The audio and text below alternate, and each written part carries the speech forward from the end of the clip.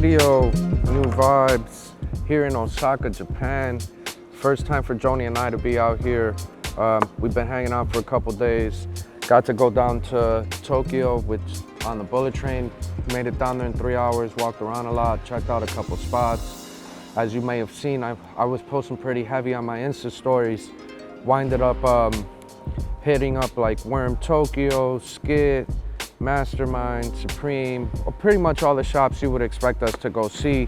We went and checked that out. Joni yesterday went to Kyoto and I hung out in Osaka and did a little bit more walking around. Found a couple gems, which you saw. Also, I posted on my Instagram. If you haven't, go check it out. And so today's video, I'm gonna try to focus on, I mean, I know it's a little bit different than what you're used to seeing from me at Sneakercon videos. Since we're not really buying outside of like personal pairs or anything like that, which I hope to find, I kind of wanted to tell the Sneakercon story, right? So at some point in this video, I'm gonna sit down with Will and hopefully a couple of the other guys that are like the faces behind the scenes for Sneakercon and tell their story, right? In the sense of how do you start a show and then build it up to the point where you can justify coming to a whole nother country, all these different cities, and then actually having people show up, right? Like, as you'll see, we're like on the whole other side of the world. There's lines outside, vendors waiting to get in, and just telling the story, right, of how it started, where the inspiration was, how long they've been at it, and what it takes. And then I'm also gonna, hopefully, if I could link up with this translator that Sneakercon has, there's a couple of resellers here that I've actually purchased pairs from and that I follow on Instagram that I'm a huge fan of, and they're like just killing it, right? And I'm trying to get an understanding of, or show you guys what it's like to be involved in the culture here and show kind of some of the differences as to how the sneaker game is in the States compared to Japan. Here are our watches. So this is the first time that they've been, like, people are gonna get to see them publicly, interact with them, see, touch, feel. I brought a very small amount, but we did 3 different variants of it: a regular dial, an Arabic dial, and a Hebrew dial. And I think they came out okay. Retail's gonna wind up being about 200 US on these. But the cool thing about this is that when they release in-store and online for us, you'll actually get a scratcher and you could win a $400 store credit through Urban Necessities just by buying one of these. So for some, it's gonna be, you know, a major come up, right? You get a watch and you get some money back. And then here's our 2J's Sneakercon Osaka merch. And the last thing that I wanna show is, or talk about is, for you guys that are watching, right, a lot of times I get asked like, yo, how did you get to this point? How did you build up this YouTube channel? How do I get Sneakercon to involve me? Or how do I get to be a part of the Sneakercon like tour, right? So kind of talking to guys that are doing it a little bit, and me kind of give you guys some insight on how I got to this point, which, you know, to me is, it's really humbling to see how many of you guys are paying attention, commenting, sharing, talking positive or negative. To me, it's all good, right? So a little bit different, more on the informative side. So sit back, relax, watch this video, and let me know what you think towards the end of it in the comment section. Enjoy.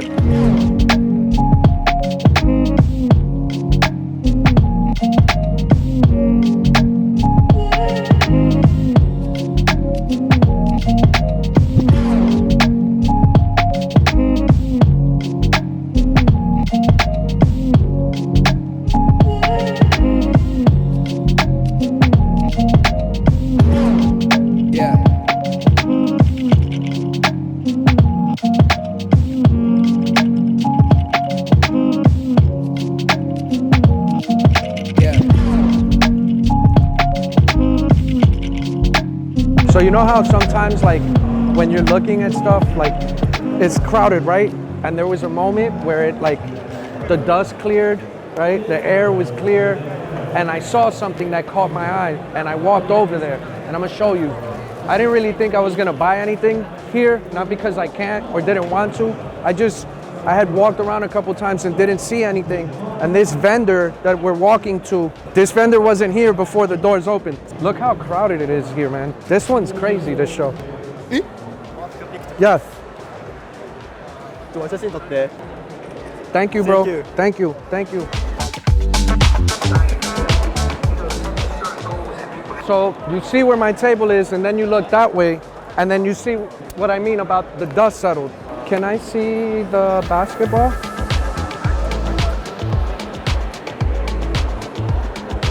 Wow.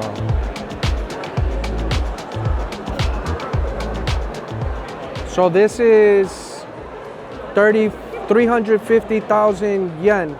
Yeah. That's like 3,200 US. And then can I see the glove? Wow. I've had a few of these. They're really hard to find, especially in this condition. So 90 and 350. So he's charging 440,000, which is about 4,000. I want to pay. Let me see. Would you do 3,800? So you're at 440,000 for both. Are you negotiable? So you're like 440,000. That's everything. It's like 3,800. Would you do like 3,800? And I'll pay the fees. I'll pay the fees. Yeah, okay. This guy's got good stuff. He's got a lot of shirts that I haven't seen in a while too. Oh my god. 4,000? Yeah. 4,000 plus fees. And PayPal fees. Yeah, it's PayPal fees like 3%. Yeah. It's calculator 4,000 times point 03. It's 120. So it's 4,120. No, 4,120 with the fees. Yeah. 4,120 with fees. How about 3,900? Yeah. Okay. Yeah. Okay, bro. So 3,900 plus fees. So 3,900. 3,900 times 0.03. So it's $117. So $117 plus 3,900. So 4,017 US with fees. Yeah, I got it. Picture. Come it. Yeah. Thank you. Okay, thank you. 2J's Kicks from Urban Necessities. で、アーバンネセシティの 2J キックスさんです。 Hey guys, I just wanted to say before I get into saying what I say, thank you to each and every one of you guys for coming and hanging out with us here at Sneakercon and allowing us to play a part in your culture. I'm very honored and excited to be here. So for me, like many others, I fell in love with the culture from rap music to athletes that showed me that sneakers are part of fashion. But like every one of us here in this room today, at some point, you know, it was hard to justify expenses, or I wasn't necessarily in a position to buy the things that I had an appreciation for. And I fell on hard times at one point in my life, and I turned back to the one thing that I loved, which was sneakers. Seems like forever ago, but at one point I used to be homeless, and through sneakers, I've been able to start a small brand called Urban Necessities. Through sneakers, through Urban Necessities, through YouTube and Sneakercon, my brand has been able to build a voice globally where people could understand where I'm coming from, my love, very humbly. The one thing that sneakers and Sneakercon alike have taught me throughout the years is that it doesn't have an age group requirement. It has no bias. There's no color restriction. Globally, this has shown me that as long as you give it positive energy, that it will give it right back.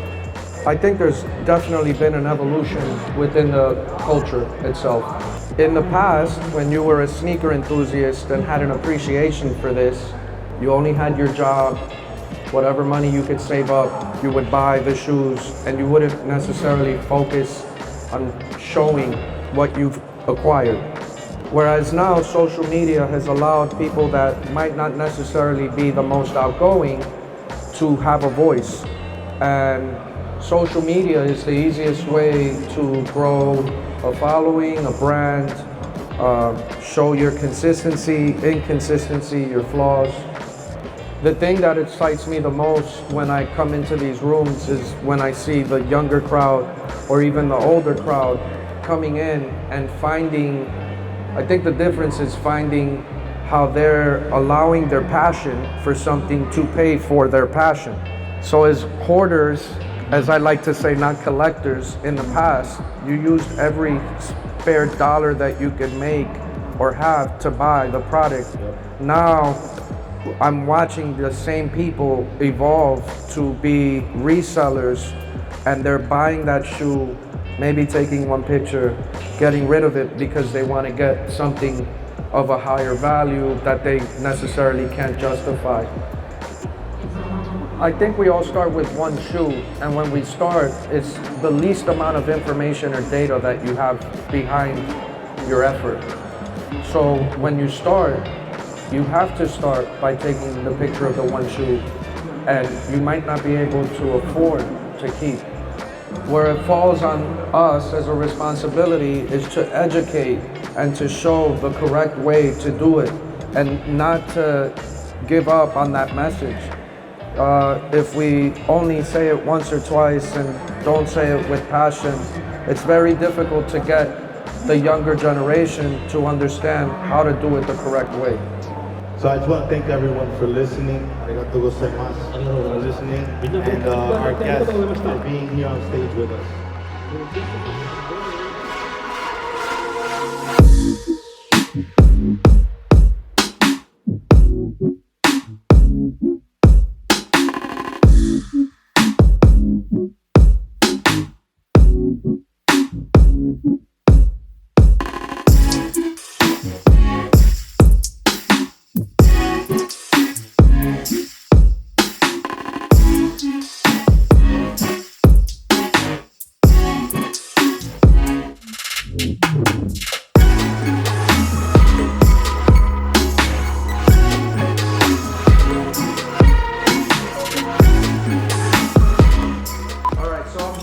I'm gonna interview. I'm gonna ask you a couple questions, but I'm gonna get away.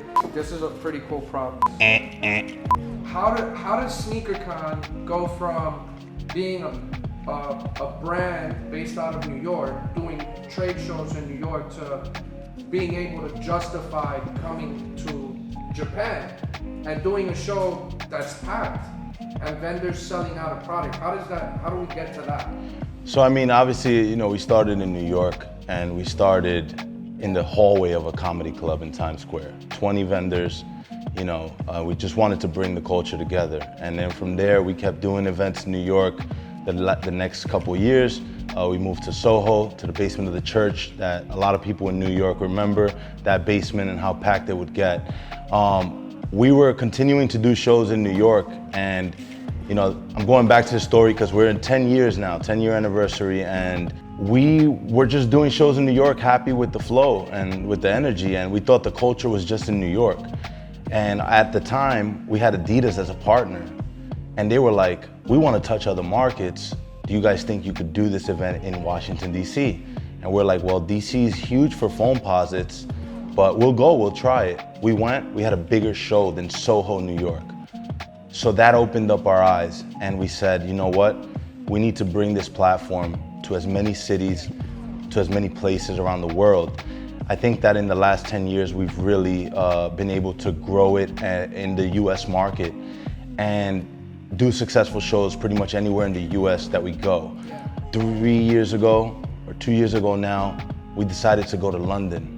And that was the first time that we went overseas and we tried an international event. Well, I think it's just people need to first feel it out. Right. I think when we go to new places, there's a lot of sort of wonder. A lot of the vendors, the resellers are like, why am I gonna haul all my stuff over there? I have it listed on certain marketplaces. I have my shop and I get a lot of foot traffic, but you'll never get as much foot traffic as you do at one Sneakercon event. I mean, we saw over 6,000 people here today. First time in Japan ever. And we always get that sort of response. The next time we come around, people are sort of got their feet wet already. And then they went and told their friends, yo, I sold out a product. You should have been there. And you would have been selling out too. So, and then the vendors grow. And the more that vendors grow, the more vendors that are pushing the event also and telling their local buyers and fans of their brands or whatever it may be, that the event was successful and that they should come next year. And that sort of word of mouth and organic growth is what we've always been about, and it's worked, and the formula works. And first time in Japan being, such a huge language barrier for us, and also just it being such a sort of segregated resale culture, right? A lot of Tokyo, and then you got different cities and a few resellers here and there. Osaka, we were lucky enough to get about 50 vendors from mainly Osaka, but a lot of guys also came in.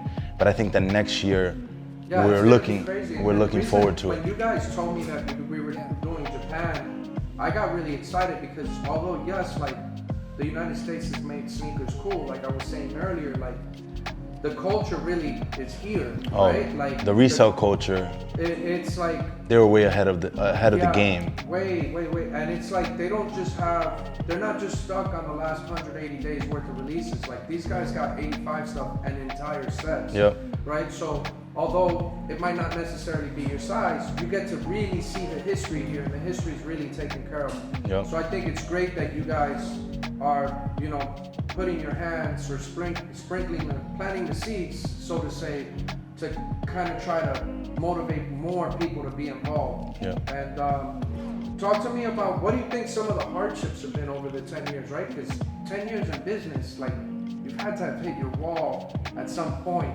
throughout it, right? Sure. What do you think have been some of the struggles in growing the brand?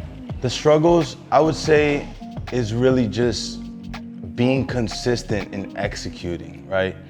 And mainly, I'm speaking to like our vendors, right? Who are a pillar of our event. Like we want to grow, we want to get big sponsors and all that, but we will never let anyone tarnish the marketplace. We won't let anyone tarnish where we started and what the core of the event is, which is buy, sell, trade, and the resale culture.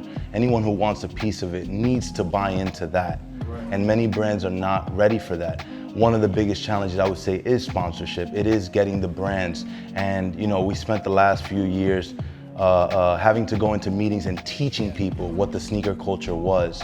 And it wasn't until about 3 or 4 years of doing that now a lot of sort of cool big things are happening, that brands are paying attention and saying, oh, resale is cool. Oh, we need to invest into that sort of niche of the culture, because they realize that that's what's really pushing the hype. Right. So now I think that brands are ready for it. But for the past, I would say 4 or 5 years, it was quiet for us.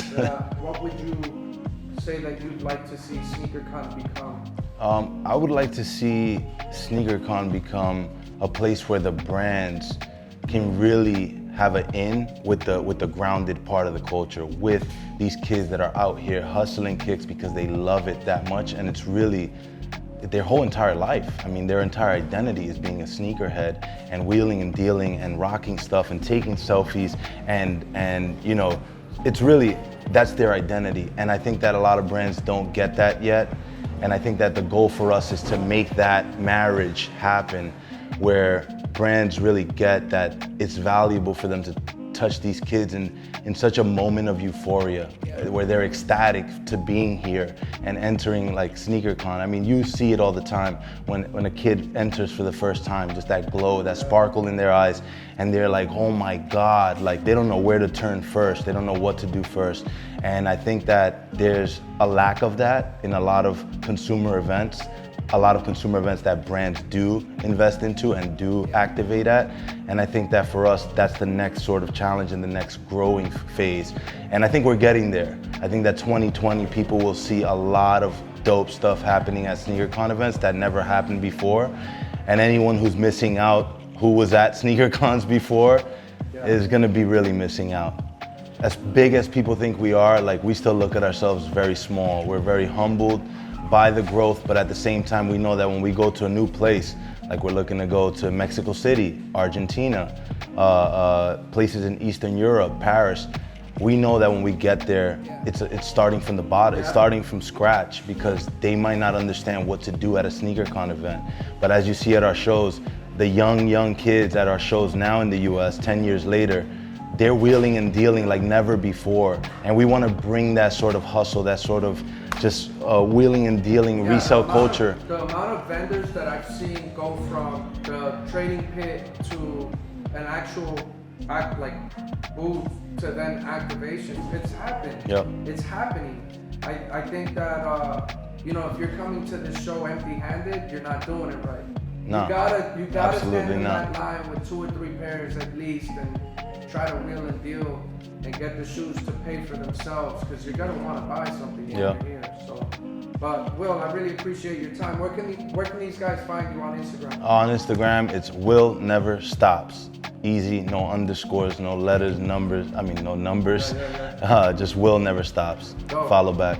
Make sure you guys follow Sneakercon too. Yes, sir. Thank you, bro. I'm Chris, aka Gusto the Ninja, and I buy and sell shoes located in Japan and basically selling to all over the world. My name is Eriko. I do a sneaker media for girls, like female sneakerhead in Japan. It's called sneakergirl.com. 名前はみやびです。ショップネームはスパイダー。 How'd I hear about Sneakercon? They actually reached out to me via Instagram. One of the followers on my Instagram, she direct messaged me and I'm like, have you heard about it? It's like Sneakercon. I was like, what? Is Sneakercon coming? So one of the sneaker girl sneakerhead hit me up. ラスベガスで開催されてる時に3年前ぐらいから行くようになりました。 What do you think about the first Sneakercon? It's pretty good, yeah. Good turnout. It was wonderful. It was like, really needed it. Like there's only one sneaker event and there's not so many in Japan, but there's so many sneakerhead in Japan. So, and especially in Osaka, which is like friendly, people are passionate about what they love. So it was wonderful. I met a lot of cool sneakerhead, girl, boy, doesn't matter, legends, everywhere. So that was great. 思ったより楽しかった。 I mean, Instagram's helped out a lot.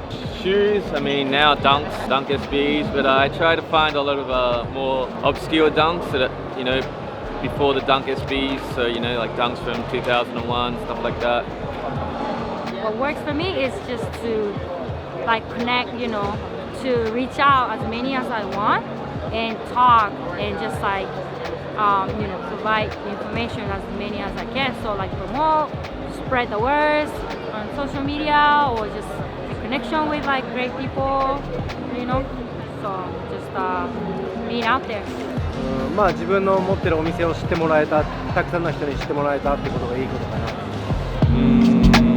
A few differences. I think a lot of Japanese collectors really like to get their shoes dead stock, brand new, and just never wear them, just keep them in the box, and they're willing to pay a lot more for dead stock condition. I notice a lot of people in the US, especially when it comes to say a shoe like this, they'd rather just get a used pair just so they can wear it without any hesitation. Difference? Is there any such thing? Because I thought sneaker culture, when you're sneakerhead and it's we all kind of all same, we're just passionate about it. So I don't really see the differences. It's just the difference in maybe styles, choice of the color and outfit styles, Girls don't really show off their skin. Culturally, socially, we don't. But, the way we stylize may be different. But passion and love, I think we're all the same. It's global, it's universal. アメリカはスニーカーユーザーが多い、many people。日本はやっぱマーケットがまだ小さい。人口の違いかな。You can follow me on Instagram at GustoNinja, and the website is gustoninja.com. Same spelling. I would like to say, first of all, thank you to the female sneakerhead in the US, because you ladies inspire me, you know, like they show me how cool you are. So that's why I get to see like, wow, the girl, women, a sneakerhead, and stylize it as a woman, super amazing. So thank you so much for that. And because of that, I got an idea to run my website, sneakercon.com, for girl sneakerhead in Japan, because there's no such thing yet, you know, it's only guy information, and I wanted to provide something good information about sneaker for girls, but this all came from the, you know, like female sneakerhead in the US. So thank you so much for that. Please follow and support our community and culture, sneakergirl.com. Work with my ass off. Bye. スニーカーコンいっぱい来てくれて皆さんありがとうございました。また日本で開催されることを願ってます。ありがとうございます。あとインスタグラムとか Twitter スニーカーコンをぜひフォローしてください。Thank you so much. This is a original Jordan 1 Chicago from 1985. Brand new in the box, tag still attached, and pretty much no yellowing on the midsole. Close to impossible to find. How much shoes is like this? They're not for sale, but they'll probably be around $5,000, which I think they should be worth a lot more than that considering how hard they are to find, but that's how it goes. Cool. These are originals from 95 as well. Used to sell for a lot before they got retroed, but obviously the retro killed the market on the OGs, but still, rare shoe, dead stock. Espo Air Force 2 from, I think, 2003 or 4, something like that. Box of signs. 1,050 pairs, every pair numbered. Super rare. Unfortunately, due to age, probably can't wear them anymore. But still a dope collector's piece. Actually. Air Force 1, Hectic, Friends and Family, promo sample. Not sure how many pairs exist, but it's probably less than 100 and only given out to people, never been put up for sale. So it's got Hectic written on the side, which the regular release didn't have that. So super rare, can't find them. So the trading pit here at Japan Sneakercon is crazy. Like they've actually used the back of the sign and it's turned into like this hallway. Go check it out.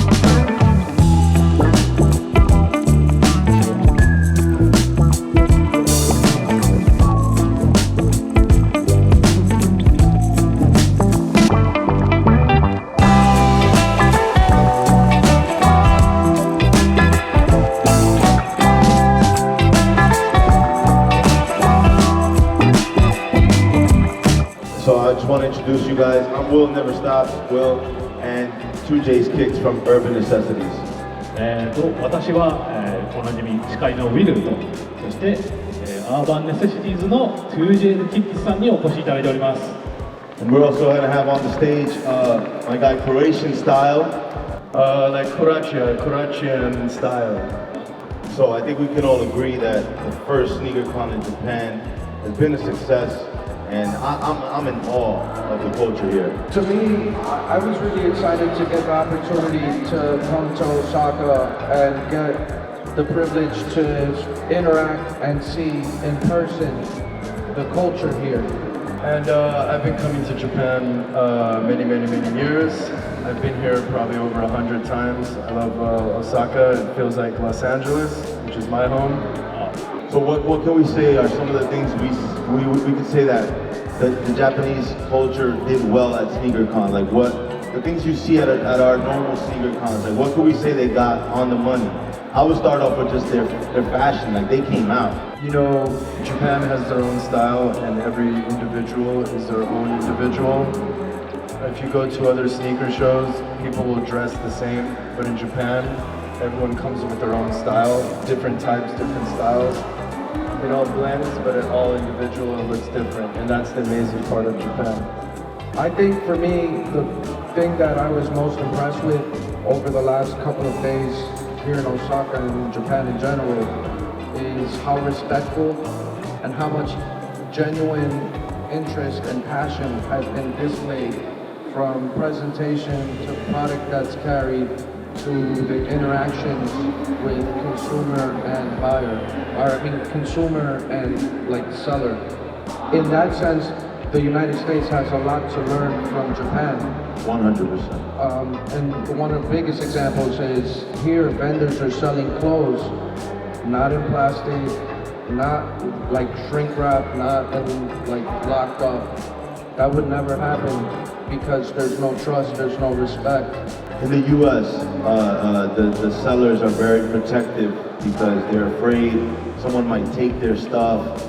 They wrap the clothing, they don't want it to get dirty. But here, there's a trust, there's a respect in the community. I also gotta say, just the collections out here, like the shoes that the sellers brought. It wasn't just the last 3 months of releases. Like, these guys brought out their own collection. They've had these shoes for God knows how long. The biggest difference in the United States when you come to a show is they come reseller first, collector second. In Osaka and Japan in general, it's collector first, reseller second. So although there might not have been as many shoes as at a show in the United States, the quality of what was being sold here speaks volumes about the whole country. This was a great event, and we love the culture here and the energy that was brought. And also, we've already confirmed we will be doing Sneakercon in Japan, in Osaka for sure, and maybe even Tokyo. So, Sneakercon Osaka is a wrap. Guys, I just want to say thank you for allowing me to be here. To the people of Japan, to the city of Osaka, you were extremely kind to me and Joni over the last couple days. It was really dope interacting with you guys and trying to figure out the language barrier, but it was really dope, man. I had a lot of fun. As you heard in the video, Sneakercon's gonna come back out here to Osaka and probably Tokyo at some point. And you know, I hope you guys enjoyed this video. I hope that you guys appreciated some of the stories that you heard in this video. You know, I've always been given the cosign by people, and people talking about me and my brand is what's allowed my brand to grow the way that it has. And now that my brand has this little bit of a voice, I want to use it to give other people, to acknowledge their body of work, to give them the voice, to put eyes on brands that you might not have heard of, or people that you might not have heard of, but are doing it the right way. So make sure to give all these people that we posted in this video a follow if you can. And if you can, for me, make sure to like, comment, and subscribe. Share this for your boy one time. And now I head home I hang out in Osaka for a few more hours, then I head home to be home for less than 10 hours to then go to New York, because I'll be at the New York store doing our Black Friday promos, selling some merch, dropping the timepieces, and then I go home for a couple more days, and then LA Sneakercon, you're next, and I am trying my best to break all sorts of records at that one. Don't hold me to it, but if I can, I'm gonna try. We're gonna do. Appreciate y'all, man. Love y'all. See y'all soon.